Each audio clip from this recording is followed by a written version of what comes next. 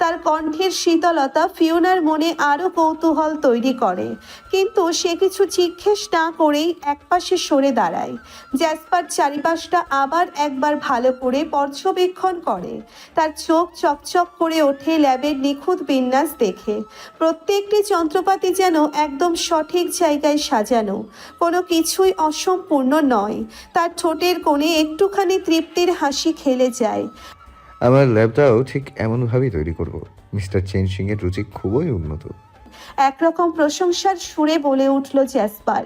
Fiona তার দিকে এক নজর তাকিয়ে বলে, হ্যাঁ, গ্রান্ডপা সত্যি খুব খুঁতখুঁতে। প্রতিটি ছোট বিষয়েও তার অগাধ মনোযোগ।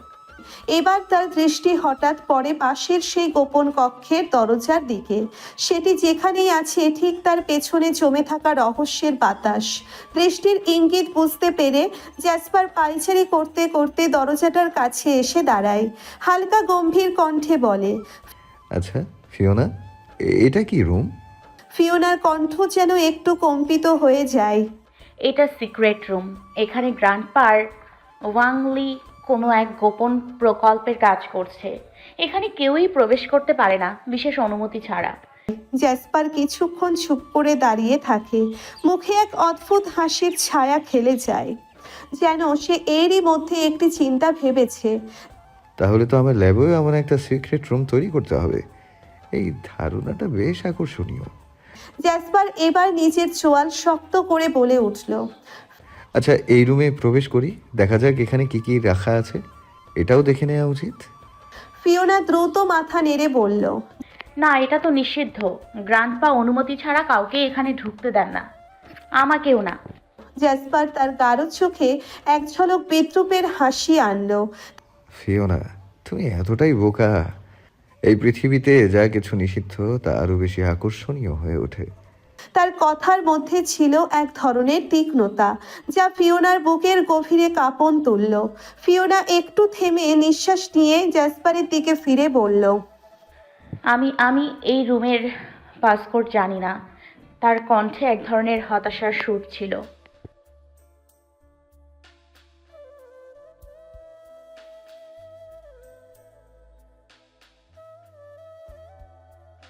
তুমি চাইলেও গ্র্যান্ডপা তোমাকে এই রুমে ঢোকার অনুমতি দেয়নি? সে শান্ত গলায় প্রশ্ন করল। ফিওনা একটু ইতস্তত করে বলল, হ্যাঁ, মাঝে মাঝে এই রুম থেকে অদ্ভুত শব্দ আসে। আমার মনে হয়েছে ওখানে কিছু আছে, কিন্তু গ্রান্ডপা কখনো আমায় কিছু বলেনি। আমারও ইচ্ছা হয় ভেতরে কিছু লুকিয়ে আছে তা দেখার। জ্যাসপারের ঠোঁটে সেই বিদ্রূপের হাসিটা আরো গভীর হয়ে উঠল। অদ্ভুত শব্দ বলছো? হয়তো কিছু এমন লুকিয়ে আছে যা তোমার কল্পনার বাইরে, অথবা এমন কিছু যা সত্যি ভয়ঙ্কর। তার গলার স্বরে একটা অন্ধকার শিহরণ ছিল, যা ফিওনার মেরুদণ্ড বেয়ে নেমে গেল। সায়েন্টিস্টরা সবসময় কিছু না কিছু লুকিয়ে রাখে ফিওনা, বিশেষত যখন সেটা বিপজ্জনক। জ্যাসপার এবার দরজার প্যানেলের দিকে তাকিয়ে নিজের চোয়াল শক্ত করল। তবে মনে হচ্ছে এটা জানার সময় হয়ে গেছে। ফিওনার মনে ভয় মিশ্রিত কৌতূহল দানা বাঁধল। জ্যাসপার ফিওনার দিকে একরকম অবিশ্বাসের দৃষ্টিতে তাকিয়ে থাকে। তার গভীর চোখ দুটোতে সন্দেহের আভা। মেইন দরজার পাসওয়ার্ড জানো আর এটা জানো না? কিভাবে সম্ভব ফিওনা? তার কণ্ঠে অবিশ্বাস স্পষ্ট। ফিওনা একটু পিছিয়ে গিয়ে মাথা নিচু করে বলল, আমি সত্যিই জানি না। গ্রান্ডপা কখনো এই রুমের পাসওয়ার্ড আমাকে বলেনি। জ্যাসপারের ঠোঁটের কোণে বিদ্রূপের ছাপ ফুটে ওঠে। তার চোখে মৃদু অস্বস্তির ঝলক, যেন সে কিছুতেই বিশ্বাস করতে পারছে না যে ফিওনা এমন গুরুত্বপূর্ণ তথ্য জানে না। কিন্তু তার চোখ দুটো হঠাৎ চকচক করে ওঠে, যেন সে কোনো কৌশল বের করেছে। এটা তো বায়োমেট্রিক পদ্ধতি। তোমার আঙ্গুল রাখো ডিসপ্লেতে। তার কণ্ঠে এক ধরনের কর্তৃত্ব। ফিওনার চোখ বড় বড় হয়ে যায়। না না না, সে দ্রুত বলল, পেছনে সরে এসে, গ্র্যান্ডপার কাছে একটা সিক্রেট অ্যালার্ট থাকতে পারে। যদি আমার আঙুলের ছোঁয়া পড়ে, সিগন্যাল সরাসরি তার কাছে চলে যেতে পারে। আমি জানি না তিনি কী ব্যবস্থা রেখেছেন। জ্যাসপারের মুখের হাসি মিলিয়ে যায়, তার ভ্রু কুঁচকে যায়। এক ধরনের ধৈর্যহীনতা তার চোখে ফুটে ওঠে। তুমি কি সত্যি এতটাই বোকা, নাকি বোকা বানাচ্ছ আমাকে? তুমি কি জানো না এই রুমের মধ্যে কী ধরনের তথ্য লুকোনো থাকতে পারে? ফিওনার বুকের মধ্যে শিরশিরে উত্তেজনা ভর করে, কিন্তু সে এক ধরনের দ্বিধায় ভুগছে। আমি জানি না জাসপার। গ্রান্টপা আমাকে নিষেধ করেছেন। আমি তার বিশ্বাস ভাঙতে চাই না। জ্যাসপার এবার এক পা সামনে এগিয়ে এসে ধীরে ধীরে তার মুখের কাছে গিয়ে বলল, বিশ্বাস? এই পৃথিবীতে একটাই নিয়ম কাজ করে ফিওনা, আর তা হলো ক্ষমতা। তুমি যদি দুর্বল হও তাহলে কেউ তোমাকে বিশ্বাস করবে না, আর যদি শক্তিশালী হও তাহলে কাউকে বিশ্বাস করতে হবে না। এখন তুমি যা করছো তা হচ্ছে তোমার দুর্বলতা দেখানো। ফিওনা স্তব্ধ হয়ে দাঁড়িয়ে থাকে। তার মনের ভেতর এক ধরনের উত্তেজনা আর শঙ্কার তীব্রতা বেড়ে যায়। ফিওনার নীরবতা দেখে জ্যাসপারের চোয়াল তীব্রভাবে শক্ত হয়ে উঠল, যেন তার ভেতরে জমে থাকা ক্রোধ এখন আর সামলানো যাচ্ছে না। তার তীক্ষ্ণ অলিভ গ্রিন চোখের চারিপাশ রক্তিম আভায় আচ্ছন্ন। সেই চোখের গভীরে যেন তাণ্ডবের আগুন ঝলসে উঠছে। তার নাকের ডগা রাগে লাল হয়ে উঠেছে, আর মুখের সেই সাধারণ সৌন্দর্য যেন এখন কোনো পৈশাচিক রূপ ধারণ করেছে। সে এক মুহূর্ত দেরি না করেই কড়া স্বরে বলে উঠল, ফিওনা, আমি বলছি তোমাকে এই দরজাটা খোলো এখনই। ফিওনা স্তম্ভিত হয়ে দাঁড়িয়ে থাকে। তার চোখগুলো বিস্ময়ে বড় বড় হয়ে যায়, যেন জ্যাসপারের আচরণে সে সম্পূর্ণ হতভম্ব হয়ে গেছে। জ্যাসপারকে এমন অবস্থা সে কখনো দেখেনি। এই ঠান্ডা দৃঢ় প্রতিজ্ঞ মানুষটা এভাবে কি করে তার উপর এত রেগে যায়? তার অবাক দৃষ্টি এখন জ্যাসপারের ওপর স্থির হয়ে আছে। কোনো সাড়া না পেয়ে জ্যাসপার এক মুহূর্ত দেরি না করেই ফিওনার হাত শক্ত করে চেপে ধরে। হঠাৎ করেই এক প্রবল টানে তাকে দরজার ডিসপ্লের সামনে নিয়ে গেল, যেন কোনো দুর্বল পুতুলকে টেনে আনা হচ্ছে। ফিওনার মুখে যন্ত্রণার ছাপ ফুটে ওঠে, কিন্তু জ্যাসপারের মুখে কোনো দয়া বা অনুশোচনা নেই। ছাড়ুন আমাকে জাসপার, আমার লাগছে। জ্যাসপার জোর করে ফিওনার বুড়ো আঙ্গুলটা ডিসপ্লেতে চেপে ধরে। প্রথমে ডান হাত, তারপর বাম হাত, কিন্তু প্রত্যেকবারই ডিসপ্লেতে ভেসে ওঠে একটাই বার্তা, পাসওয়ার্ড ডিনাইড। সেই বার্তা দেখে জ্যাসপারের চোয়াল আরও কঠোর হয়ে ওঠে। তার মুখের ভেতরে যেন ক্রোধের ঢেউ আছড়ে পড়ছে। ফিওনা হাত ছাড়ানোর চেষ্টা করে, কিন্তু তার শক্তি এতটাই কম যে জ্যাসপারের হাতে বন্দী হয়ে যায়। জাসপার, ছাড়ুন আমাকে জাসপার, বলছি আমাকে খুব লাগছে। ফিওনার কণ্ঠে কাতরতা স্পষ্ট। জ্যাসপার থেমে যায়। তার অগ্নি দৃষ্টিতে তাকায় ফিওনার দিকে। তার চোখের চারিপাশে রক্তাভ আলো যেন চলছে, আর সে ক্রোধে এতটাই তীব্র হয়ে উঠেছে যে তার সামনের মানুষকেও যেন গিলে ফেলতে পারে। কিছুক্ষণ চুপ করে দাঁড়িয়ে থেকে জ্যাসপার ধীরে ধীরে ফিওনার হাত ছেড়ে দিল, কিন্তু তার মুখের সেই রাগ আর ভেতরের উত্তেজনা এখনো স্পষ্ট। ফিওনা তার হাতটা ধরে একটু দূরে সরে গেল। তার হৃদয় দ্রুত বেগে ধুকপুক করছে। জ্যাসপারের এই অচেনা রূপ যেন তাকে স্তব্ধ করে দিয়েছে। ফিওনার কণ্ঠ রাগে কাঁপছিল। তীক্ষ্ণতায় ভরা প্রশ্ন তার ঠোঁট থেকে ঝরল, আপনার সাহস কিভাবে হয় আমার সাথে এমন ব্যবহার করার? আপনার আসল উদ্দেশ্য কি? কে আপনি? জ্যাসপারের ঠোঁটে এক বিদ্রূপের হাসি ফুটে উঠল। তার চোখে যেন একরকম দম্ভ ঝলসে উঠছে। বোকা মানবী, সে মৃদু হেসে বলে উঠল, তুমি সত্যি বুঝতে পারো না তাই না? আমি বুঝেছি তোমার সাথে এভাবে কিছু হবে না, তবে তোমাকে হাতিয়ার হিসেবে ব্যবহার করতেই হবে। তার কণ্ঠে শীতলতা ফুটে উঠল, যেন এক অজানা শক্তির ছায়া ফিওনার চারপাশে নামতে শুরু করেছে। জ্যাসপার ধীরে ধীরে এগিয়ে গেল, তার চোখে এক অদ্ভুত দৃষ্টির ছায়া। তার কণ্ঠে ছিল হুমকি, কিন্তু সেই হুমকির মাঝে ছিল এক তীব্র কৌতুকের সুর। তুমি কি ঠিক থাকতে পারবে? যদি নিজের ভালো চাও তাহলে এখনই বলো সিক্রেট রুমের দরজাটা কেমিক্যাল প্রতিরোধ করার আচ্ছা। ফিওনার চোখ ভয়ে বড় হয়ে গেল। তখন সারা শরীর আতঙ্কে জমে গেল, কিন্তু সে মুখ শক্ত করে জবাব দিল, আমি কিছু জানি না, প্লিজ এখান থেকে বেরিয়ে যান। জ্যাসপারের মুখ এক মুহূর্তের জন্য পাথরের মতো কঠিন হয়ে গেল। তার চোখে যেন আগুনের ঝলকানি ফুটে উঠল। ঠিক আছে, সে শীতল গলায় বলল, তাহলে দেখো আমি কি করতে পারি। ফিওনা ভয় ও বিস্ময়ে স্থির হয়ে দাঁড়িয়ে রইল যখন সে দেখল জ্যাসপারের সারা শরীর যেন এক অদ্ভুত শক্তির ঢেউয়ে আচ্ছন্ন হয়ে যাচ্ছে। তার গায়ের রং পাল্টাতে শুরু করলো আর এক প্রবল শক্তির ঝড় যেন তাকে চারপাশ থেকে ঘিরে ধরছে। তার পেশিগুলো ফুলে উঠল, তার চোখের রং বদলে এক তীব্র লালাভ আভায় রূপান্তরিত হলো। তার শরীরের প্রতিটি অংশে এক অমানবিক পরিবর্তন ঘটতে শুরু করলো। তাকে আর মানুষ বলা যায় না, সে এখন এক প্রাচীন ভয়ঙ্কর ড্রাগনের রূপ ধারণ করছে। ফিওনার পা থেকে মাথা পর্যন্ত যেন আতঙ্ক ছড়িয়ে গেল।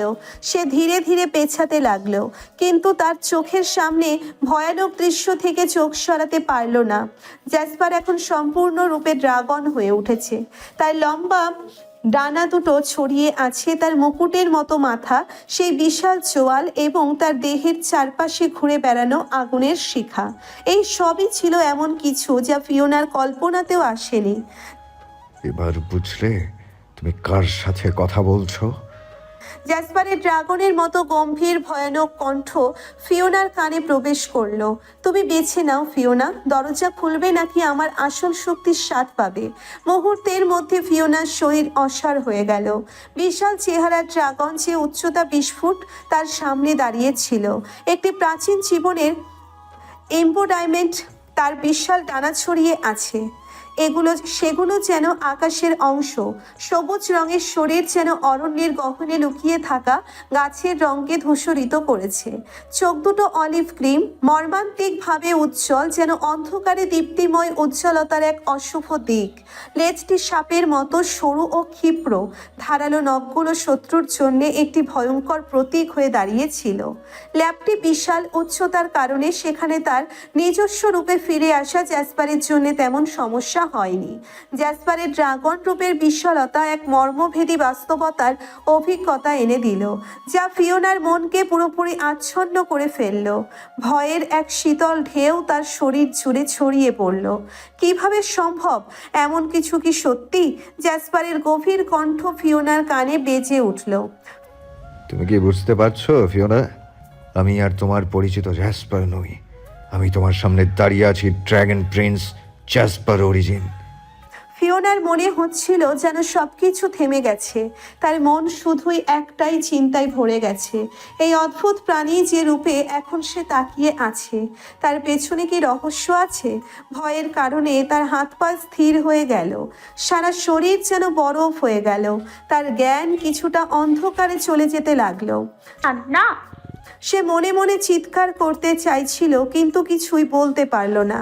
শেষ পর্যন্ত তার চোখের সামনে সবকিছু কালো হয়ে গেল আর সে জ্ঞান হারালো। জ্যাসপার এখন একটি ড্রাগনের রূপ ধারণ করে। তার শক্তি ও প্রতিশ্রুতি নিয়ে সেই গোপন রুমের দিকে তাকালো। ফিওনার অজ্ঞান হয়ে যাওয়ার সাথে সাথে জ্যাসপার ধীরে ধীরে নিজের মানব রূপে ফিরে আসে। তার শক্তিশালী ড্রাগনের চেহারার উজ্জ্বলতা ম্লান হয়ে যায় আর বদলে আসে একটি পরিচিত কিন্তু চেহারার সৌন্দর্যে তীব্র বিরক্তির ছাপ। উফ, এই মানব জাতি কেন এত দুর্বল? তাদের সুরক্ষিত রাখতে সক্ষম এমনকি একজনেরও শক্তি নেই। দরজার পাশে দাঁড়িয়ে সে ফিওনার দেহের দিকে তাকায়। হতাশা ও তাচ্ছিল্যের এক অদ্ভুত মিশ্রণ তার চোখে। কিভাবে সম্ভব? তোমাদের জ্ঞান, তোমাদের সমৃদ্ধি, এগুলো কিসের কাজ যদি এমন সামান্য ভয়ে তোমরা অজ্ঞান হয়ে যাও? অর্থহীনভাবে তার মাথা ঝাঁকিয়ে দেয়। সে ভেবেছিল মানব জাতির শক্তির খোঁজে এসে কিছু আলোকিত দৃষ্টি পাবে, কিন্তু এখানে এসে তার প্রত্যাশা বিপরীত প্রান্তে ঠেকে গেছে। তবে অপেক্ষা করো। সে অদ্ভুত এক হাসি মুখে এনে বলে, এটা তো কেবল শুরু। আমি তোমার জন্য আরো চ্যালেঞ্জ নিয়ে আসবো। জ্যাসপার ধীর পায়ে ফিওনাকে কাঁধে তুলে নেয়। তার শক্তিশালী বাহু ঘিরে ধরে থাকে অপার বিশ্বাসের এক আবেগ। ফিওনার মাথাটি ঝুঁকে আছে, অজ্ঞান অবসন্নতা তার মুখাবয়বে। তার দীর্ঘ বাদামি চুলগুলো জ্যাসপারের পিঠে ঝুলে পড়ে, যেন এক ধরনের কোমল আচ্ছাদন হিসেবে তাকে রক্ষা করছে। ল্যাবের রহস্যময় পরিবেশে জ্যাসপারের মনোযোগ একটি গাঢ় সংকল্পের দিকে ফিরিয়ে নেয়। সে একপাশে একটি কম্পিউটার স্ক্রিনের দিকে তাকিয়ে দ্রুত কয়েকটি কিপ্যাডে আঙ্গুল চালাতে শুরু করে। তার প্রতি অঙ্গভঙ্গি যেন একটি সংকেত বহন করে, অতীত ও বর্তমানের মাঝে একটি সংযোগ স্থাপন করতে। Mister Chen Singh.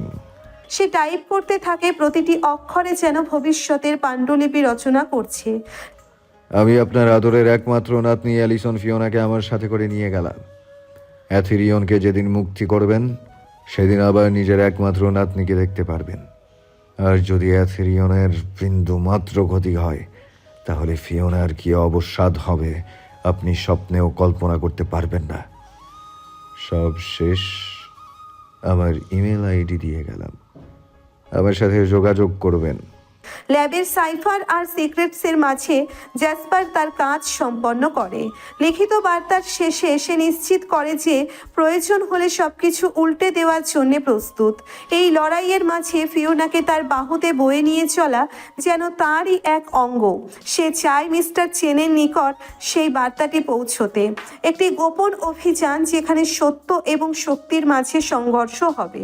এইভাবে জ্যাসপার তার ল্যাবের অন্ধকার কোণে ফিওনাকে কাঁধে নিয়ে নতুন অধ্যায়ের জন্য প্রস্তুতি নিচ্ছে, যেখানে সে আরেকটি নতুন চ্যালেঞ্জ মোকাবেলা করতে যাবে। জ্যাসপার ফিওনাকে কাঁধে নিয়ে ল্যাবের প্রবেশদ্বার অতিক্রম করে। তার পা যেন একাত্ম হয়ে গেছে এই অন্ধকার জগতে, যেখানে বিজ্ঞান ও রহস্যের অবিরাম তাপ আবহাওয়ার মতো ঘিরে রেখেছে। চাঁদ আলো ফোটাতে ব্যর্থ, তবে তার ভেতরে ধূসর সমুদ্রের অন্তর্নিহিত গোপনীয়তা আবিষ্কারের সংকল্প দৃঢ়। ফিওনাকে পাঁচায় তুলতে জ্যাসপারের শক্তি তার রক্তনালীতে রক্তের মতো প্রবাহিত হয়। অজ্ঞান অবস্থায় ফিওনার দেহটি পেশি শক্তির অভাব ভোগ করছে, অথচ তার সৌন্দর্য যেন সেই ঘরানার আলো। জ্যাসপার ফিওনাকে গাড়ির আসনে বসিয়ে রাখে। তার কোমল মুখটি যেন এক শিশির বিন্দুর মতো ঝরে পড়েছে। যখন সে ড্রাইভিং সিটে বসে তার অলিভ গ্রিন চোখের অভিব্যক্তি যেন একটি অন্তর্গত যুদ্ধের সাক্ষী। সে ফিওনাকে কয়েক মুহূর্তের জন্যে নিবিড়ভাবে দেখে, যেন সময় থেমে গেছে। তার গাঢ় চিন্তা ভাবনায় জ্যাসপার বুঝতে পারে ফিওনার জীবন এখন তার হাতে, আর এথিরিয়নের মুক্তি ফিওনার হাতে। গাড়ির স্টার্ট দেওয়ার জন্যে জ্যাসপার একটি গভীর নিঃশ্বাস নিয়ে তাতে চেপে দেয়। ইঞ্জিনের গর্জন যেন গভীর অরণ্যের গর্জনের মতো। সেই অন্ধকারের সাথে সাহসী পাড়ি জমাতে চায়। ফিওনার অজ্ঞান দেহটি নিরাপদে বসে আছে। সে এখন এক বিপদগ্রস্ত চিত্র। অন্ধকার পথ ধরে গাড়ি চলতে থাকে, যেখানে প্রতিটি পাকা ঘনিষ্ঠ মনে পড়িয়ে দেয় একটি নতুন অধ্যায়ের কথা। জ্যাসপারের অঙ্গীকার ফিওনাকে বন্দি করা, তার অজানা পথে নিয়ে যাওয়া, যেখানে এক নতুন বন্দি জীবন, এক নতুন লক্ষ্য তাকে অপেক্ষা করছে। প্রথম পরিচ্ছেদ। ফিওনা চেতনাহীন অবস্থায় শুয়ে রয়েছে। তার জ্ঞান এখনো ফেরেনি, তবু মস্তিষ্কের কোনো গভীর কোণ থেকে যেন ক্ষীণ সিগন্যাল আসছে, যা তাকে মৃদুভাবে আশ্চর্য অনুভূতি দিচ্ছে। সেই অনুভূতিতে মনে হচ্ছে যেন সে শূন্যতাই ভাসছে, কোনো নির্দিষ্ট বোধ ছাড়াই। তার শরীরকে ঘিরে রয়েছে এক ঠান্ডা শীতল বাতাসের স্পর্শ, যা তার স্নায়ুগুলোতে হালকা শীতশিরানি এনে দিচ্ছে। মনে হচ্ছে যেন সে কোনো কিংবদন্তির পক্ষীরাজ ঘোড়ায় চড়ে চারপাশে অসীম মেঘের সমুদ্র তাকে ঘিরে রেখেছে। তবে এই সবই ফিওনার জন্যে যেন এক স্বপ্নের মতো, এক কাল্পনিক দৃশ্য। অথচ এই অনুভূতিগুলো বাস্তবের চেয়েও বেশি জীবন্ত, ফিওনার ধারণার বাইরে। আসলে ফিওনা শুয়ে আছে জ্যাসপারের ড্রাগন রূপের কঠিন ধাতব আঁশের পিঠে। তার বিশাল শক্তিশালী ডানা বাতাসকে চিরে দিচ্ছে, আর ফিওনাকে বহন করে নিয়ে যাচ্ছে অজানার দিকে। জ্যাসপারের দানবীয় ড্রাগন সত্তা এখন প্রখরভাবে উপস্থিত। তার কণ্ঠহীন প্রতিশ্রুতি যেন একমাত্র এটাই, এক অনন্ত যাত্রা, যেখানে কোনো গন্তব্য নেই, শুধু মেঘমালা আর অসীম আকাশ। ফিওনা সেই পিঠে শুয়ে আছে, তার শরীরে মেঘের শীতল বায়ুর নিচে সমর্পিত, অথচ তার মন এখনো পুরোপুরি জেগে ওঠেনি। এই অদ্ভুত অভিজ্ঞতার সামনে মেঘের রাজ্যের সেই অসীম আকাশের মাঝ দিয়ে অভিজাত জ্যাসপার ধীরে ধীরে মাটিতে নেমে আসে। এক মুহূর্তে তার বিশাল ড্রাগন রূপ গৌরবময়ী কল্পনার ছায়া রূপান্তরিত হয়ে যায় মানব রূপে, যেন এক অলৌকিক পরিবর্তন। সে উজ্জ্বল আকাশের নিচে শুষ্ক মাটির স্পর্শ অনুভব করে। ফিওনাকে পাছায় কোলে তুলে নিয়ে সে অগ্রসর হয় সামনের দিকে। তার দেহে অলসতা যেন অশ্রাব্য। ফিওনার হাত দুটো ঝুলে আছে, সম্পূর্ণরূপে নির্ভর করেছে জ্যাসপারের উপর। অসহায়ত্বে তার নিথর শরীর যেন এক পশমী বালিশের মতো, কিন্তু সে নিজেকে অসার মনে করলেও এই মুহূর্তে সে জ্যাসপারের শক্তি আর সাহসে শেলফাইত। জ্যাসপারের মুখে এক ধরনের নিবিড় সংকল্প ফুটে ওঠে। সে ধীরে ধীরে পদক্ষেপ নেয়, যেন পায়ের তলে পৃথিবীকে আলিঙ্গন করতে চায়। তার অনবদ্য দৃষ্টির সামনে এক গন্তব্যের দিকে এগিয়ে চলে, যেখানে ফিওনার অসহায়তার পেছনে এক নতুন শুরু অপেক্ষা করছে। রাত প্রায় 1টা ছুঁই ছুঁই। ডক্টর নিউ ঝানের ডিউটি শেষ হয়েছে অনেক আগেই, কিন্তু ফিওনার জন্য অপেক্ষা করতে হয়েছে তাকে। হসপিটালের ভেতর বারবার সময় দেখতে দেখে মনে হয় যেন সময় থেমে গেছে। আজ মিস ঝাঙের ফিওনাকে দেখতে আসার কথা ছিল, তাই তার চোখের মনি হয়ে ওঠে অপেক্ষা। ডক্টর নিউ ঝান ভেতরে ভেতরে আশা করে, কিন্তু ফিওনার মোবাইল ফোনে কল করতেই শুনতে পায় ফোনটি বন্ধ। এদিকে লিয়া মনমরা হয়ে ফিওনার চিন্তায় আছে। মেয়েটা এত রাতে ডরমিটরিতে ফিরে আসেনি। সে ভাবতে থাকে, তার মনে হয় হয়তো সে হাসপাতালে রয়েছে অথবা নিজের বাড়িতে, কিন্তু ফোন করে তো জানাবে, তাই না? লিয়া মন থেকেই বলল। চেন সিং কয়েকবার ফিওনার ফোনে কল দেয়, কিন্তু প্রতিবারই ফোনটি বন্ধ পায়। মিস ঝাংয়ের বর্তমান অবস্থার খবর জানার জন্যে ফোন করেন, তবে মনে মনে ভাবেন হয়তো ফিওনা ঘুমিয়ে পড়েছে, তাই আর ফোন করল না। মিস্টার চ্যান সিং আর ওয়াংলিং আগামীকালকেই চীনে ফিরে যাওয়ার পরিকল্পনা করেছেন। তাদের মনেও চিন্তার মেঘ। এথেরিয়ানকে ভালোই ভালোই লন্ডনের ল্যাবে ট্রান্সফার করতে হবে। এইসব চিন্তা যা সবকিছুকে গাঢ় রঙে রাঙিয়ে তোলে। অবশেষে রাতের গভীরতা ভেঙে ভোরের আলোর সিঁড়ি বেয়ে ঢুকতে শুরু করেছে। ঘরের প্রতিটি কোণ যেন সূর্যের সোনালি আলোতে ভরে গেছে, অথচ এই আলোর মাঝে ফিওনার শরীরের ওপর শীতলতা যেন আলিঙ্গন করেছে। সূর্যের কিরণগুলো যে কতটা তেজস্বী তা অনুভব করতেই ফিওনার ঘুম ভেঙে যায়। তার জ্ঞান ধীরে ধীরে ফিরতে শুরু করে। চোখ খুলে ফিওনা পিটপিট করে তাকায়, কিন্তু মুহূর্তের জন্যে চারপাশের দৃশ্য তার কাছে যেন অস্পষ্ট। আমি কি নিজের রুমে আছি এই মুহূর্তে? এই ভেবে ধীরে ধীরে বিছানার উপর বসে পড়ে। চোখ ভালোভাবে মেলতেই ফিওনার রক্তচাপ বাড়তে থাকে। চারিদিকে যে দৃশ্য তার দেখা নয়, এটি তার ঘর নয়। এটা কোন স্থান, কার কক্ষ? আশেপাশে কেবল কাঁচ আর কাঁচ, দরজা কিংবা জানালা কিছুই নেই, শুধু পুরো কাচের দেওয়াল। ফিওনার চোখে পড়ে এই দেওয়ালের ওপর পাশে প্রকৃতির অপরূপ দৃশ্য। আকাশ যেন তার মাথার ঠিক ওপরে, সুদূরবর্তী মেঘগুলোর সান্নিধ্যে। হঠাৎ করেই কর্ণকুহরে আসে ঝর্ণার পানি, প্রবাহের মৃদু আওয়াজ, কিন্তু তার মন এখনো বুঝতে পারছে না সে আসলে কোথায় অবস্থান করছে। একটি অজানা আশঙ্কা তাকে তাড়িত করে। ফিওনা দ্রুত বিছানা ছেড়ে নামতে থাকে। বিছানার ডান পাশের কাঁচের দেওয়ালের সামনে এসে দাঁড়িয়ে সে উকি দেয়। নিচে কি যেন আছে, তবে কিছুই দেখা যাচ্ছে না। মনে হচ্ছে সে যেন এক পাহাড়ের চূড়ায় দাঁড়িয়ে রয়েছে। অসীম গভীরতার দিকে তাকিয়ে আতঙ্কের শিহরণ ফিওনার শরীরে বইতেই থাকে। সে বোধগম্য করতে পারে না এটা তো কোনো মাউন্টেন। ল্যাবের ঘটে যাওয়া সব ঘটনা ধীরে ধীরে ফিওনার স্মৃতিতে ফিরে আসে, যেন এক একটি পাথর তার মনে জড়ো হচ্ছে। ভয়ের আবহে কাছের দেওয়ালের পাশে নিঃশব্দে বসে পড়ে ফিওনা। তার হাঁটু দুটো একসাথে জড়ো করে দুহাত দিয়ে শক্তভাবে পেঁচিয়ে রাখে। তন্ময় চোখে সে কাঁপতে শুরু করে। সে বুঝতে পারে জ্যাসপার সেই ড্রাগন, অর্থাৎ সে এখন সেই ভয়ঙ্কর আগুনের মনস্টারের কবলে। আমি এখন কিভাবে বাসায় যাব? মনে মনে উচ্চারণ করে সে। সংকটের মুহূর্তে তার হৃদয়ে এক দানা আশা খোঁজার চেষ্টা করে। গ্র্যান্ডপা, তুমি কোথায়? আমাকে উদ্ধার করো। আকাশের নিচে নিঃশব্দে আকাশের বিশালতা অনুভব করতে করতেই তার কল্পনায় এক গাঢ় অন্ধকার ভেসে ওঠে। মনে হয় সেই ড্রাগন তার উপর নজর রাখছে, তার দৃষ্টির তলায়। এভাবেই ফিওনার অন্তরে বয়ে চলে এক বিশাল উত্তেজনা, এক অনিশ্চিত ভবিষ্যতের ভয়। কিন্তু তার চেতনা দৃঢ়, সেই পরিস্থিতি থেকে বেরিয়ে আসার উপায় খুঁজে পেতে চায়। জ্যাসপার অনিশ্চিত মুহূর্তের জন্য নয়, বরং দীর্ঘকালের জন্য ফিওনাকে তার নিয়ন্ত্রণে নিয়ে এসেছে। পুষ্পরাজ পাহাড়ের চূড়ায়, যেখান থেকে ফিওনা জ্যাসপারের ইচ্ছে ব্যতীত ফিরে যাওয়ার চিন্তাও করতে পারবেন না। এটি যেন এক গোপন পৃথিবী, যেখানে প্রবেশ করতে হলে একজন মানুষকে অতিক্রম করতে হয় অজানা বিপদ এবং অসীম বাধা।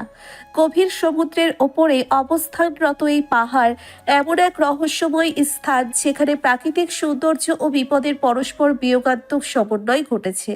পাহাড়ের চূড়ায় প্রতিষ্ঠিত মাউন্টেন গ্লাস হাউস এক অনন্য সৃষ্টির উদাহরণ, যার দৈর্ঘ্য প্রায় 55 ফুট এবং প্রস্থ 40 ফুট। 2 তলা বিশিষ্ট বাড়িটির দেওয়াল সম্পূর্ণ কাচের, যা বাহিরের প্রকৃতির সৌন্দর্যকে ভেতরে ধারণ করে। প্রথম তলার উচ্চতা 30 ফুট আর দ্বিতীয় তলার 25 ফুট, যা পেছনের দেওয়ালকে একটি উন্মুক্ত ছাদে রূপান্তরিত করেছে। এখানে প্রতিটি ভোরের সূর্যের আলো এবং রাতের চাঁদের প্রতিফলন যেন এক বিমূর্ত শিল্পকর্মের মতো, যা মনকে জুড়িয়ে দেয়।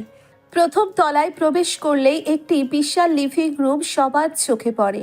এখানে একটি বড় কাচের টেবিল, আরামদায়ক সোফা এবং বেশ কয়েকটি দৃষ্টিনন্দন আসবাব রয়েছে। আসবাবপত্রগুলি সাদা এবং নীল রঙের মিশ্রণে সাজানো, যা শান্তি এবং প্রশান্তির অনুভূতি প্রদান করে। চারপাশের দেওয়ালগুলি শোভিত হয়েছে নানা রকম ফুলের পেইন্টিং ও আধুনিক শিল্পকর্মে, যা বাড়িটিকে একটি কাল্পনিক গ্যালারির রূপ দেয়। দ্বিতীয় তলায় উঠলেই দেখা যায় এক অপূর্ব দর্শনীয় স্থান, যেখানে কাচের দেওয়াল দিয়ে সারা দুনিয়ার মানুষের অপরূপ দৃশ্য উপভোগ করা যায়। এখানে কিছু টব রাখা হয়েছে যেখানে জীবন্ত ফুলের বাগান সাজানো হয়েছে, যা বাড়িটিকে প্রাণবন্ত এবং রঙিন করে তুলেছে। জানালার বাইরের ঝর্ণার ধারা যেন জীবনের একটি সঙ্গীত, যাকে শুনতে শুনতে মানুষ অথবা যে কোনো জীবজন্তু উভয়ই বিমোহিত হয়ে পড়বে। এই গ্লাস হাউসের একটি বিশেষত্ব হলো এটি আসলে যেন প্রকৃতির এক অভিজ্ঞান, যেখানে বৃষ্টি পড়লে কাছের উপর চিকন চিকন জলকণার অর্কেস্ট্রা গায়, আর ঝর্ণার জলপ্রপাতের আওয়াজ যেন এক আধ্যাত্মিক সঙ্গীত, যা তাদের চারপাশকে এক অনন্য পরিবেশে নিয়ে যায়। এখানে থাকা মানে প্রকৃতির একটি অংশ হয়ে যাওয়া, যেখানে সময়ের কোনো সীমানা নেই। এই মুহূর্তে মাউন্টেন গ্লাস হাউসের দ্বিতীয় তলার মাঝের রুমে অবস্থান করছে ফিওনা। রুমটি সামান্য হলেও তার উচ্চতা প্রায় 20 ফুট, যা এক অদ্ভুত অনুভূতি সৃষ্টি করে। দেওয়ালগুলো সম্পূর্ণ কাচের, যা বাইরের ঝর্ণায় পানি ও প্রাকৃতিক সৌন্দর্যের অভ্যুত্থানের প্রতিফলন ঘটায়। এখানে প্রবেশ করলেই দর্শকের মনে তোলা দেয় একটি স্বপ্নীল পরিবেশ, যেখানে পৃথিবীর বাস্তবতা থেকে দূরে এক মায়াবী জগতের সৃষ্টি ঘটে। রুমটির কেন্দ্রবিন্দু হলো একটি বিশাল কুইন সাইজের বিছানা, যার সাদা চাদরগুলো যেন এক মেঘের বিশ্রাম স্থল। বিছানার পাশে দুটি চকচকে সাদা টেবিল, যা সম্পূর্ণরূপে সাদা রঙে রঞ্জিত, অতি যত্নে তৈরি। চারপাশের কাচের দেওয়ালে ভেদ করে রুমটিতে প্রবাহিত হয় সূর্যের আলো, যা বিছানায় এবং পুরো রুমটিকে একটি রহস্যময় আবহে আবৃত করে। এটি যেন একটি অবরুদ্ধ স্বর্গ, যেখানে সময়ের সীমানা ভেঙে যায়।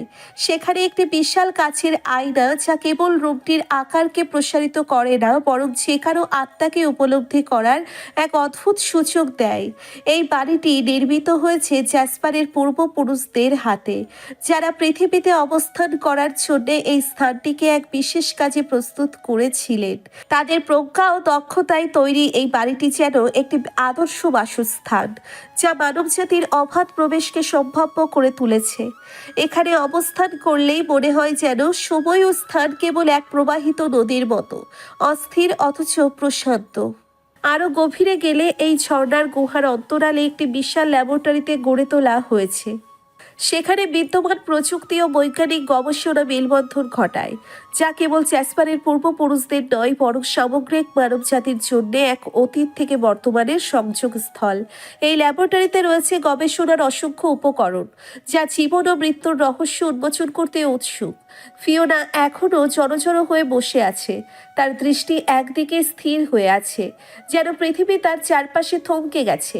অশ্রু তার গাল বেয়ে পড়ে যাচ্ছে, কান্না করে যাচ্ছে সে অনবরত।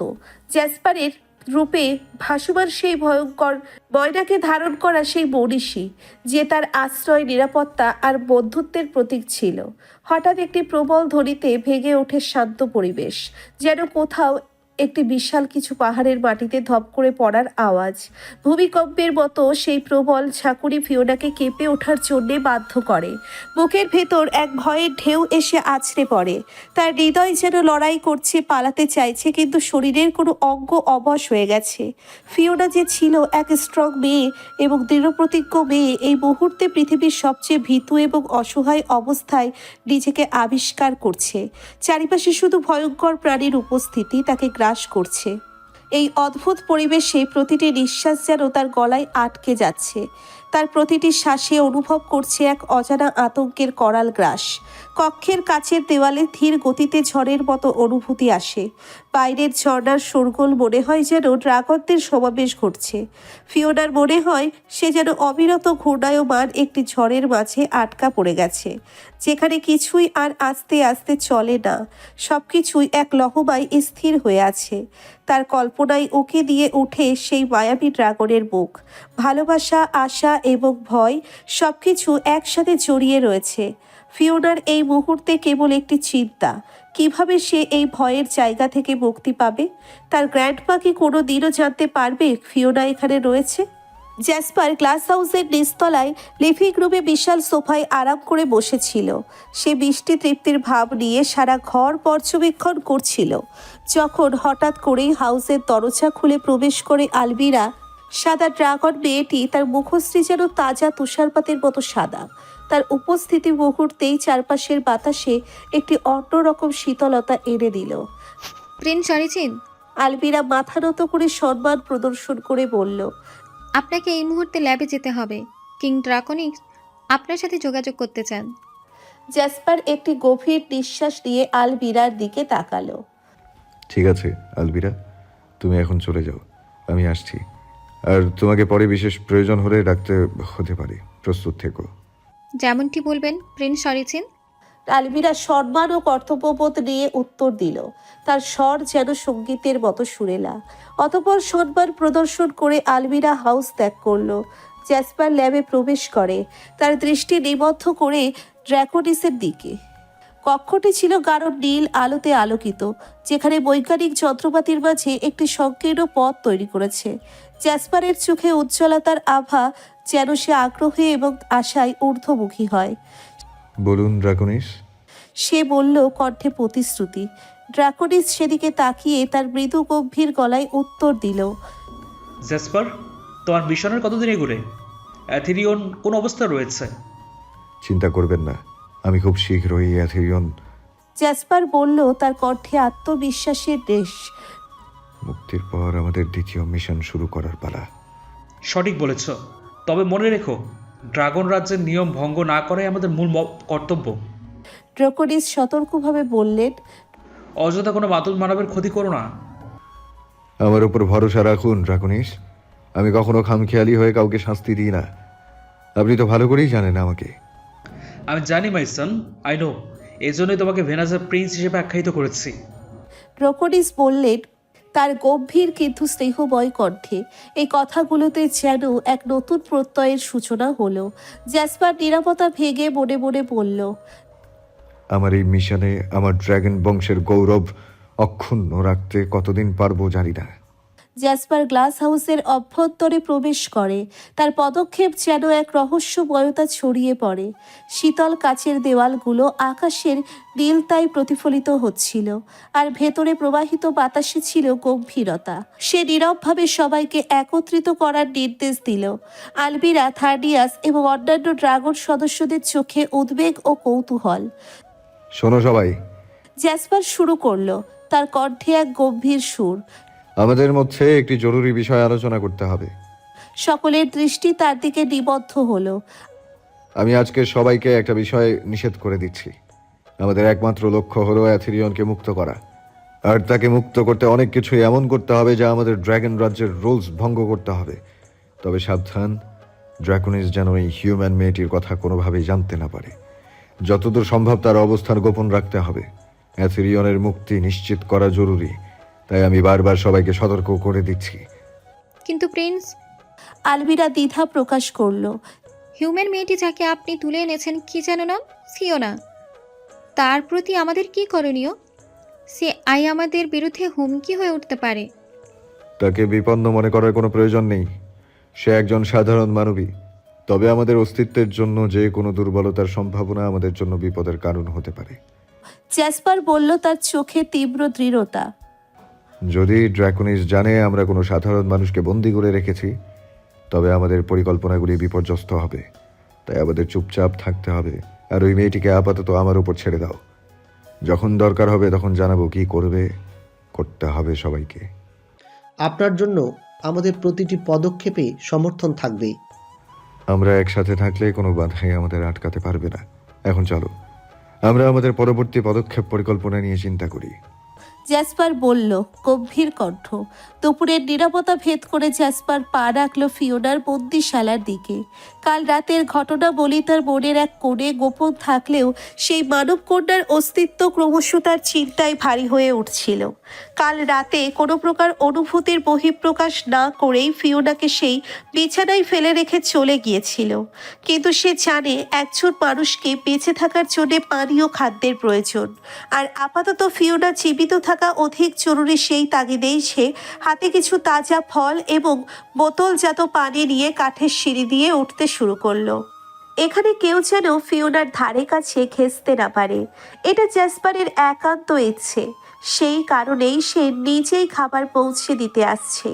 কাউকে নিযুক্ত করার প্রয়োজনীয়তা অনুভব করেনি। ফিওনা তখন হতাশার গভীরে নিমজ্জিত।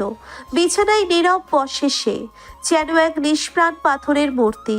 হঠাৎ কাছের দেওয়ালের সামনে কিছু একটা নড়ে উঠল। একটি স্লাইডিং প্যানেল, যা এতক্ষণ অদৃশ্য ছিল, হঠাৎ সশব্দে সরে গেল, যেন কোনো রহস্যময় দ্বারপথ তার সামনে উপস্থিত হয়েছে। ফিওনার বিস্ময় যেন শেষ হবার নয়। তার মনের মধ্যে একটাই প্রশ্ন, এখানে এমন একটি গোপন দরজা থাকতে পারে, সেটা কখনো তার কল্পনার মধ্যেও আসেনি। ঠিক সেই মুহূর্তে জ্যাসপার রুমে প্রবেশ করলো।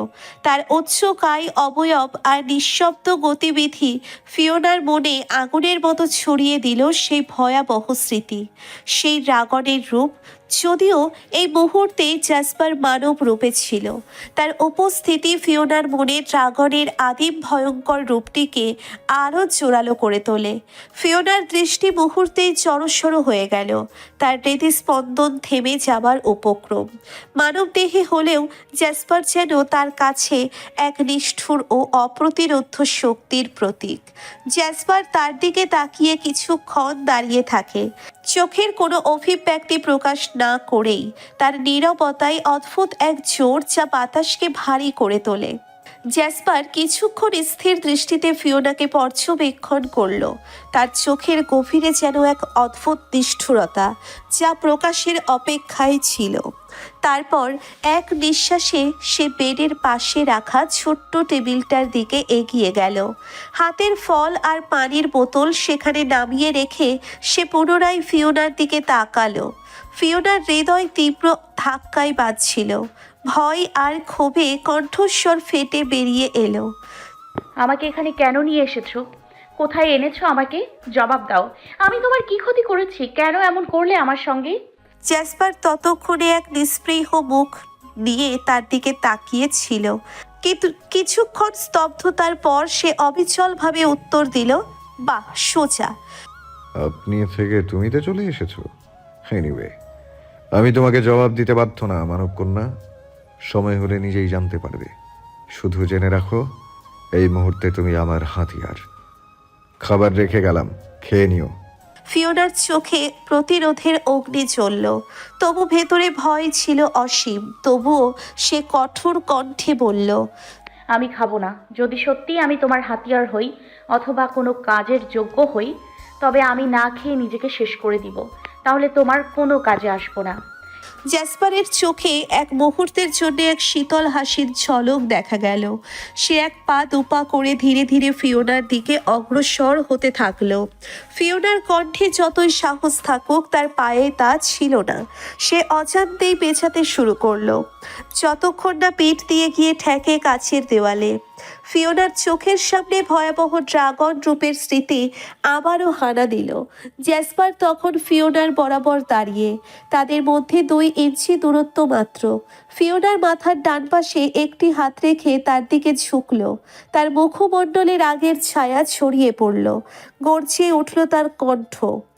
যদি নিজের ভালো চাও তবে ভালোই ভালোই আমার কথা মতো চলবে। আমার কথার অবমাননা করলে এমন শাস্তি পাবে যা কল্পনাও করতে পারবে না।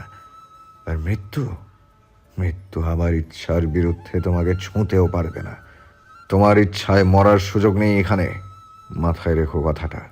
তার কথাগুলি ফিওনার হৃদয়ে কাঁপন ধরিয়ে দিল।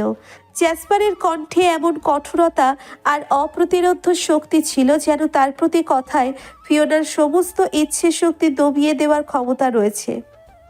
আমি কিছুক্ষণের মধ্যেই আবার আসব। জ্যাসপার বলল, যদি তখন দেখেছি তুমি খাবার স্পর্শ করনি, তবে তার পরেরটা দেখতেই পাবে। তার কণ্ঠে এতটাই আক্রমণাত্মক সুর ছিল যে ফিওনার শরীর শীতল হয়ে গেল। জ্যাসপার আর এক মুহূর্ত দেরি না করে কঠোর পদক্ষেপে হনহন করে বেরিয়ে গেল। কাঁচের দেওয়ালটি তার পিছনে নিজে থেকেই মসৃণভাবে স্লাইড করে বন্ধ হয়ে গেল, যেন তার অস্তিত্বের কোনো চিহ্ন সেখানে ছিল না। ফিওনার চোখে বিস্ময়ের আলোড়ন। এই নির্জন জায়গায় দরজা ছিল কোথায়? অথচ ফিওনা সেদিকে দৌড়ে গিয়ে চারপাশে হাত দিয়ে ছুঁয়ে দেখল, চিহ্ন মাত্র নেই, যেন কিছুই ঘটেনি। কাঁচ ছিল যেমন তেমনই, কখনো খোলেনি। ফিওনা হতাশার নিঃশ্বাস ফেলল, কিন্তু তার ভেতরের বুদ্ধি তখন ব্যস্ত ছিল বিশ্লেষণে। নিজের মনে সে গভীর এক উপলব্ধি আওড়াতে শুরু করলো। এই ফায়ার মনস্টারের কোনো ভয়ঙ্কর উদ্দেশ্য আছে, তাই তো আমাকে এখনো মেরে ফেলেনি। তার মানে যতক্ষণ পর্যন্ত তার কাজ না হবে আমি নিরাপদ। তাহলে এখন আপাতত ভয় পেয়ে লাভ নেই। ফিওনা, তুই যাই করিস না কেন, ও তোকে মেরে ফেলবে না, কারণ ওর তোর উপরেই নির্ভর করছে কোনো একটা উদ্দেশ্য। এখন আগে বুঝতে হবে ও আসলে চায় কি। তবে একটা ব্যাপার পরিষ্কার, আমি সহজে তার ফাঁদে পড়ব না। আর এসব ফলমূল দুপুরবেলা এসব খাওয়া যায় নাকি? তার মুখে এক ধরনের বিদ্রুপ ফুটে উঠল। সে আপত্তি প্রকাশ করে বলল, আমি এসব খাবই না। দেখা যাক ফায়ার মনস্টারটা কি করে। আমি না খেলে তো আর আমাকে মেরে ফেলবে না। ফিওনার ভেতরের বুদ্ধিমত্তা আর সাহস তখন যেন প্রতিটি সংকল্পকে দৃঢ় করে তুলল। সে নিজের ইচ্ছে শক্তির বিরুদ্ধে কেউ ক্ষমতাশীল নয়, এমন ধারণা নিয়ে সেই নিষ্ঠুর গেমের একটি নতুন চাল চালতে তৈরি হলো। এদিকে এই যুদ্ধটা শুধু বাহ্যিক নয়, এটা ছিল এক ধরনের মনস্তাত্ত্বিক যুদ্ধ। ফিওনা জানে তাকে যুদ্ধে যেতে হবে, কিন্তু অস্ত্রের বদলে তার মস্তিষ্ক আর যুক্তিই তার প্রধান হাতিয়ার। ফিওনা চুপচাপ বিছানায় বসেছিল, মনটা উত্তপ্ত হলেও বাইরে থেকে তাকে শান্ত দেখাচ্ছিল। চোখের কোণা দিয়ে সে টেবিলের উপর সাজানো ফলগুলো দেখছিল, ইচ্ছে করছিল এক ঝটকায় সবকিছু উড়িয়ে দিতে। কিছুক্ষণ পর ধীর পদক্ষেপে জ্যাসপার পুনরায় রুমের দিকে অগ্রসর হতে থাকে। সেই নীরবতা ভেদ করে কাছের স্লাইডিং দরজাটি নরম আওয়াজে খোলে, আর জ্যাসপার রুমে প্রবেশ করে। তার গম্ভীর দৃষ্টি ফিওনার ওপর স্থির হয়। এক ঝলক ফিওনার মুখে, আর একবার টেবিলের অপ্রচলিত ফলের দিকে। তোমাকে আমি কি বলেছিলাম? তার গভীর কাপড় ধরানো কণ্ঠস্বর রুমের নিস্তব্ধতা ভেঙে দেয়। কথাটা বোধহয় তোমার কানে যায়নি, তাই না? ফিওনার ঠোঁটগুলো শুকিয়ে আসে, কিন্তু তার কণ্ঠের আগের তীব্রতা ফিরে আসে। আমি বলেছি আমি এসব খাই না। যদি খাবার দিতেই চাও ভালো কিছু নিয়ে এসো। জ্যাসপার হঠাৎ হেসে ওঠে, এক ধরনের নির্মম কৌতুক মাখা হাসি। আমি 5 গুনব, এর মধ্যে খাবার শুরু করবে। ফিওনা বিছানা ছেড়ে উঠে দাঁড়ায়, মাথা উঁচু করে, কিন্তু তার হৃদয় দ্রুত ধুকপুক করছে। তার সামনে দাঁড়িয়ে থাকা পুরুষটি কোনো সাধারণ মানব নয়, বরং এক বিস্ময়কর ক্ষমতার অধিকারী ড্রাগন। জ্যাসপার একে একে 5 পর্যন্ত গুনতে থাকে। সময় যেন থমকে গেছে। 1, 2, 3। তার গদ্যি কণ্ঠে নিখুঁতভাবে এগিয়ে চলে, কিন্তু ফিওনা নিচের জায়গা থেকে নড়েনি। 5-এ পৌঁছানোর সাথে সাথে জ্যাসপারের ক্রোধ যেন বিস্ফোরিত হলো। তার চোখ দুটো বন্ধ করে ক্রোধ সংবরণ করার চেষ্টা করলো, কিন্তু নিজেকে নিয়ন্ত্রণ করতে ব্যর্থ হলো। হঠাৎ ঝাঁপিয়ে পড়ল। তার আক্রমণের তীব্রতায় ফিওনা হতবাক হয়ে গেল। জ্যাসপার এক হাত দিয়ে ফিওনার চোয়াল শক্ত করে চেপে ধরল, এতটাই শক্ত করে যে ফিওনার নরম গালগুলো ব্যথায় কোকিয়ে উঠল, আর আঙ্গুলের আঘাতে ফিওনার মুখ যেন পাথরের মতো শক্ত হয়ে গেল। তুমি কি ভেবেছ তুমি আমার বিরুদ্ধে যাবে? জ্যাসপার ফিসফিসিয়ে বলল, তার কণ্ঠে চরম রাগের স্পর্শ। ফিওনা নিজের হাত দিয়ে তার হাত সরানোর চেষ্টা করে, কিন্তু তার ড্রাগন শক্তির কাছে মানুষের সামান্য শক্তির পাত্তা পায় কোনো কাজ করছিল না। তোমাকে আমি একবার বলেছি, আর বলছি না। জ্যাসপার গর্জন করে উঠল। আমার ইচ্ছার বিরুদ্ধে কিছু করলে পরিণতি খুবই ভয়াবহ হবে। আমাকে তুমি এখনো চিনতেই পারোনি। ফিওনার চোখ দুটো বিস্ফোরিত হয়ে গেল, তার শ্বাস প্রশ্বাস ধীরে ধীরে থেমে আসে। জ্যাসপার ধীরে ধীরে ফিওনাকে ছেড়ে দেয়, তার হাতের গ্রিপ শিথিল করে। পাশের টেবিলে রাখা ফলের ঝুড়ি থেকে আপেলটি হাতে নিয়ে ঠান্ডা নীরবতায় ছুরির সাহায্যে কেটে নেয় কয়েকটি টুকরো। তারপর এক টুকরো আপেল নিয়ে ফিওনার দিকে এগিয়ে যায়। তার চোখে এক অদ্ভুত নিষ্ঠুরতা ফুটে উঠেছে। মুহূর্তেই ফিওনার ঘাড়ের পিছনে হাত দিয়ে চেপে ধরল শক্ত করে।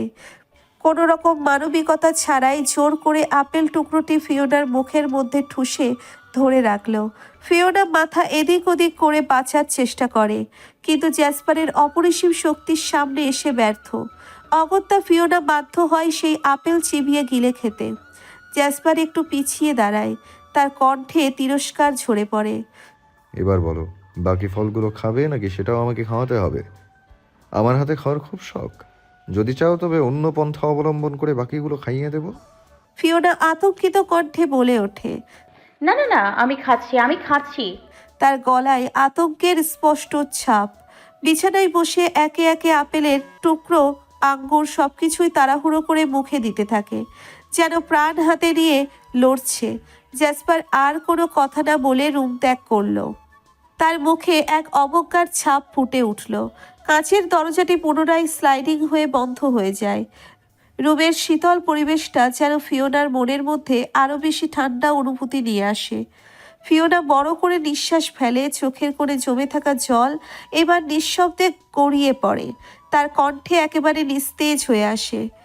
জাসপার, সে নির্দয় পাষাণ ছাড়া কিছুই না। এমন আচরণ তো কল্পনাও করিনি। ফিওনার মনের গভীরে এক অনুচ্চারিত প্রশ্ন জেগে ওঠে। সে তো মনুষ্য নয়, সে এক ভয়ঙ্কর দানব, ফায়ার মনস্টার। তাহলে তার থেকে মানবিক আচরণ আশা করাই তো বোকামি।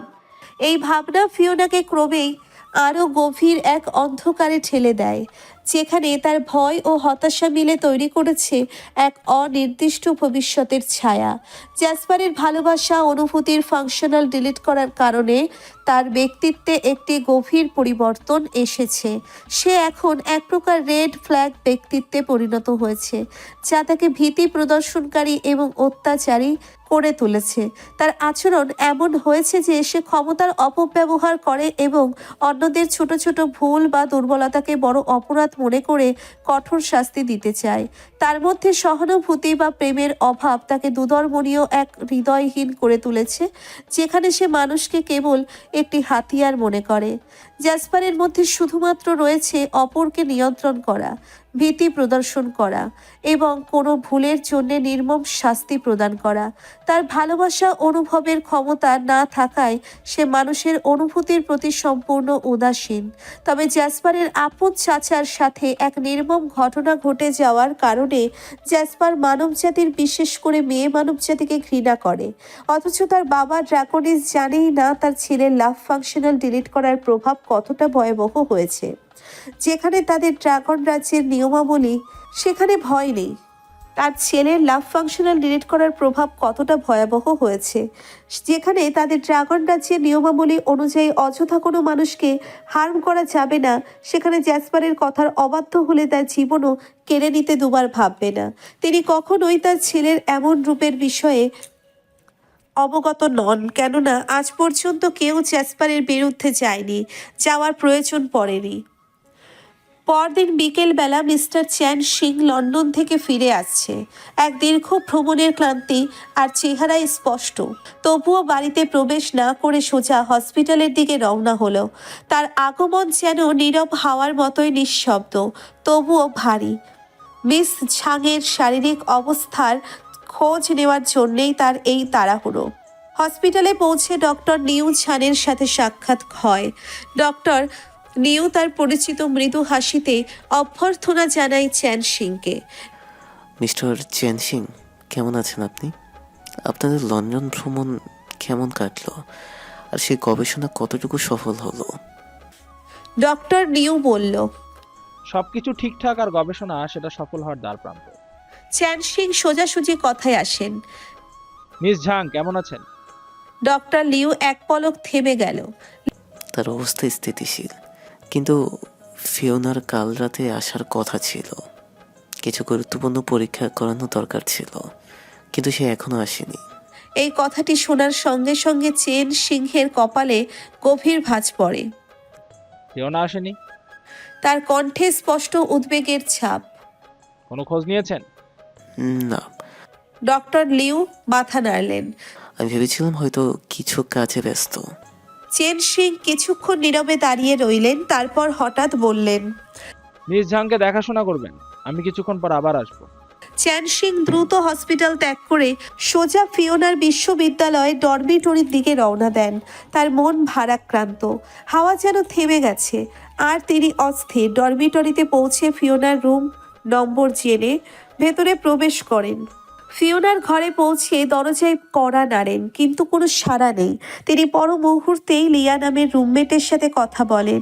লিয়ার কণ্ঠে চিন্তার সুর স্পষ্ট। ফিওনা?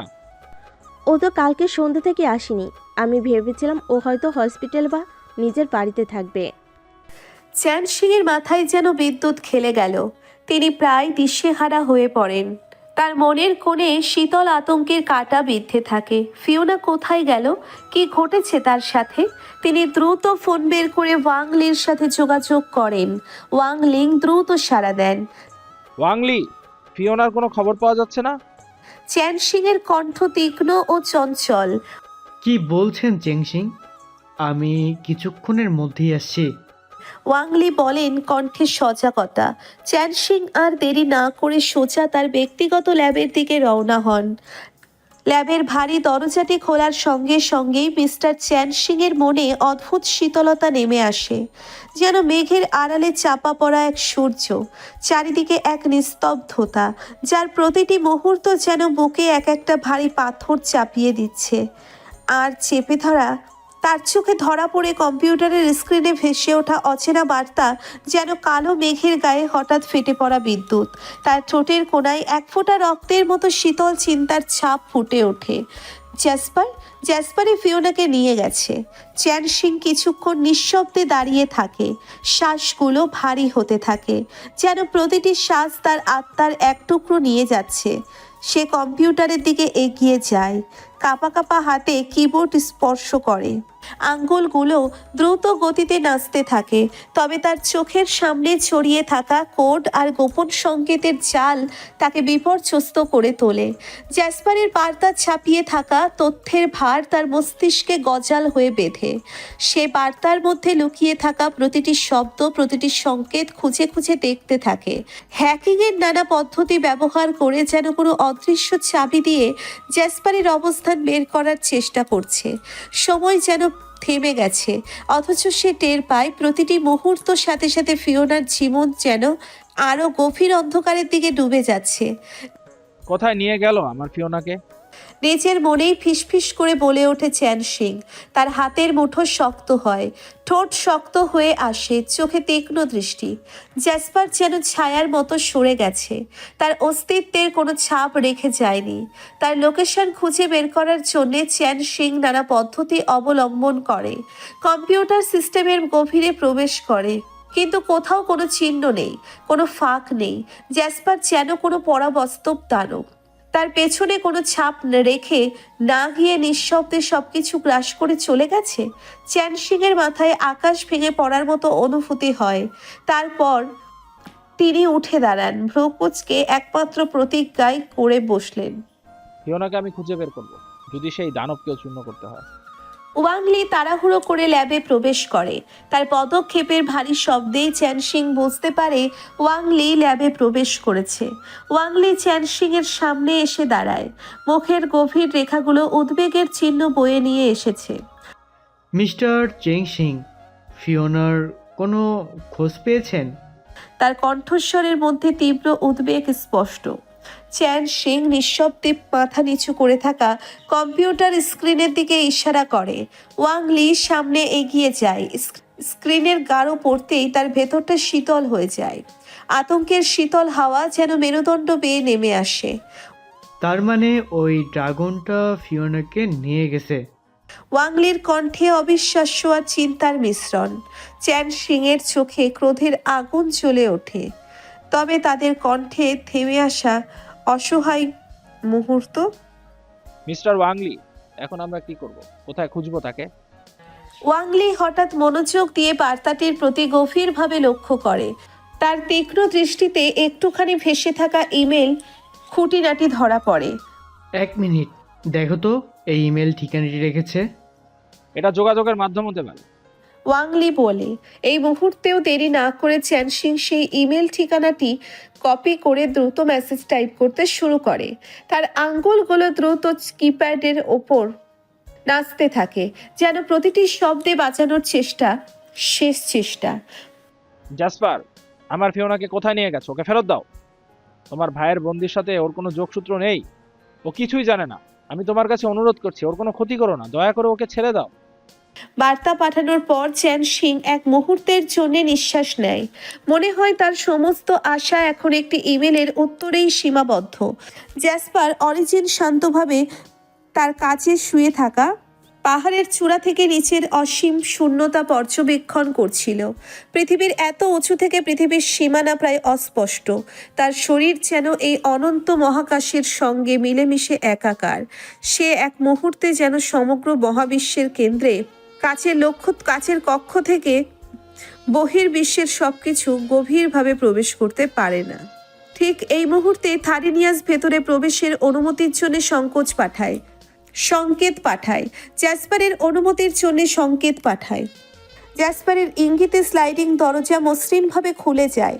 থারিনিয়াস আর প্রতিরূপ শুদ্ধ সম্মান নিয়ে প্রবেশ করে। Prince origin. থারিনিয়াসের গভীর ও প্রতিসারী কণ্ঠস্বর কক্ষের নির্ভরতা ভঙ্গ করে। আপনাকে বিরক্ত করার জন্য ক্ষমা প্রার্থী, কিন্তু আপনার জন্য একটি জরুরি বার্তা এসেছে ল্যাব থেকে। জ্যাসপার ধীরে ধীরে উঠে বসে। তার চোখে জল, তেমন কোনো ভাবান্তর নেই, তবে ঠোঁটের কোণায় এক অদ্ভুত উষ্ণতা দেখা যায়, যেন সে কিছুর প্রত্যাশা করেছিল। বার্তা কে পাঠিয়েছে? তার প্রশ্নে কোনো উত্তেজনা নেই, কেবল বিশুদ্ধ জিজ্ঞাসা। মনে হচ্ছে মিস্টার চেন সিং। থারেনিয়াস নিঃশব্দে উত্তর দেয়, তার কণ্ঠে কিঞ্চিত দ্বিধার ইঙ্গিত। তুমি যাও, আমি আসছি। থারেনিয়াস মাথা নত করে বেরিয়ে যায়। দরজাটি মৃদু স্বরে স্লাইড হয়ে বন্ধ হয়। সারা ঘরে আবারও এক প্রকার নির্জনতা নেমে আসে, যেন চারিপাশের প্রকৃতি তার জন্য অপেক্ষা করছে। জ্যাসপার বিছানা থেকে ধীরে ধীরে উঠে দাঁড়ায়। তার সুঠাম শরীরের পেশিগুলোতে শক্তি আর শিথিলতার এক অসাধারণ ভারসাম্য। আলমারির কাছে গিয়ে একটি সাদা ফিনফিনে ঢোলা শার্ট গায়ে তোলে। এতক্ষণ সে উদুম গায়ে শুয়েছিল। ঠান্ডা বাতাস যেন তার শরীরকে প্রশান্ত করেছে। রুম থেকে বের হয়ে করিডোর পার করার সময় কয়েক মুহূর্ত থেমে ফিওনার কক্ষের দিকে দৃষ্টি নিবদ্ধ করে। সেই নজরে কোনো উষ্ণতা ছিল না, শুধু গভীরভাবে অনুধাবন করার ইচ্ছে, যেন সে দূর থেকে কিছু পর্যবেক্ষণ করছে, কিছু আবিষ্কার করতে চাচ্ছে, কিন্তু ফিওনার কক্ষে প্রবেশের জন্য প্রস্তুত নয়। সে নির্লিপ্তভাবে কাঠের সিঁড়ি বেয়ে নিচে নেমে যায়।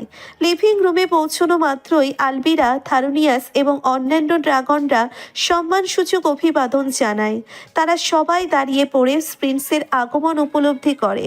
কোনো শব্দের আদান প্রদান ছাড়াই জ্যাসপার তাদের সকলের দিকে এক পলক দৃষ্টিপাত করে এবং নীরবে তার গন্তব্যের দিকে অগ্রসর হয়। সে গোপন পথ ধরে তার ল্যাবের দিকে চলে যায়, যেখানে সে বার্তার রহস্য উন্মোচনের জন্য অপেক্ষা করছে। পাহাড়ের গহীন ঝর্ণার কোল ঘেঁষে এক প্রাচীন গুহার অন্তর্গত তার তার বিশাল বৈজ্ঞানিক ল্যাবরেটরি। পৃথিবীর প্রকৃতির সঙ্গে বৈপরীত্য সৃষ্টি করেই এই ল্যাবটি নিজের অস্তিত্ব ঘোষণা করে, যেখানে আধুনিক প্রযুক্তি আর প্রাচীন শক্তির সংমিশ্রণে প্রতিদিনই নতুন কোনো গবেষণা সম্পন্ন করে চলেছে জ্যাসপার। এই গুহার পাথরের সীমানার মাঝে তার প্রতিভার বিস্তৃতি আরও অধিকতর শক্তিশালী হয়ে উঠেছে। কিন্তু আজকের প্রবেশের কারণ বিশেষ বার্তা। জ্যাসপার প্রবল উদাসীনতার সঙ্গে কম্পিউটারের স্ক্রিনের দিকে তাকালো। চেন সিংয়ের বার্তাটি যেন তার জন্য কোনো গুরুত্বই বহন করছে না, বরং তার মুখে এক তীব্র বিদ্রুপের ছায়া ফুটে উঠল। মানব সায়েন্টিস্টরা, নিজের মনে ফিসফিসিয়ে বলে উঠল জ্যাসপার। তাদের বাক্য বিনাশে এত আবেগ, এত দুর্বলতা, এসব বোধহয় সাধারণ মানুষদের থেকে কোনো অংশে ভিন্ন নয়। বিশেষত্ব, এরাই যদি বিশেষ হয় তবে এই পৃথিবীর অধিকার কি করে দাবি করে? সে ধীরে ধীরে কম্পিউটারের কিবোর্ডের উপর আঙ্গুল চালিয়ে বার্তা লিখতে শুরু করলো। তার প্রতিটি অক্ষরে দৃঢ়তা, প্রভাব আর অদ্ভুত শীতলতা ফুটে ওঠে। মিস্টার চেন সিং, যদি আপনার প্রিয় নাতনিকে অক্ষত অবস্থায় ফেরত পেতে চান, তবে আগে আমার ভাই অ্যাথিরিয়নকে সুস্থ ও নিরাপদে আমার কাছে ফিরিয়ে আনতে হবে। আপনি যদি মনে করেন আপনার বৈজ্ঞানিক দক্ষতা আমাকে প্রভাবিত করতে পারবে, তবে তা ভ্রান্ত। মনে রাখবেন, ফিওনা এরিসন আমার কাছেই বন্দি থাকবে এবং আমার শর্ত না মানলে সে সারা জীবন আমার অধীনেই থেকে যাবে। আমার ভাইয়ের যদি একটি তিল পরিমাণ ক্ষতিও হয়, তবে পৃথিবীর যে আলোতে আজ ফিওনার জীবন আলোকিত, সেই আলো চিরতরে নিভে যাবে। জ্যাসপারের চোখে এক অদ্ভুত শীতল আলো প্রতিফলিত হলো, যেন কোনো অন্তর্নিহিত শক্তি তার ভেতর থেকে বেরিয়ে আসছে। বার্তাটি পাঠিয়ে সে দাঁড়িয়ে কিছুক্ষণ এক নিশ্চুপ অন্ধকারে নিমজ্জিত রইল। সেই মুহূর্তে যেন সমগ্র পৃথিবী তার হাতে বন্দি, সময় ও বাস্তবতা যেন তার অধীনেই কৃত্রিমভাবে পরিচালিত হচ্ছে। মিস্টার চ্যান সিং আর ওয়াং লি তৎক্ষণাৎ নড়ে চড়ে বসলেন। কম্পিউটারের স্ক্রিনে ঝলসে ওঠা বার্তাটি যেন তাদের হৃৎপিণ্ডে তীব্র আঘাত হেনে গেল। মিস্টার চ্যান সিং এর মুখে উদ্বেগের ছায়া ফুটে উঠল। তিনি দ্রুত ওয়াংলির দিকে ফিরে বললেন, গল্পের পরের পর্বগুলো দেখার জন্য চ্যানেলটি সাবস্ক্রাইব করে সঙ্গেই থাকুন। ধন্যবাদ।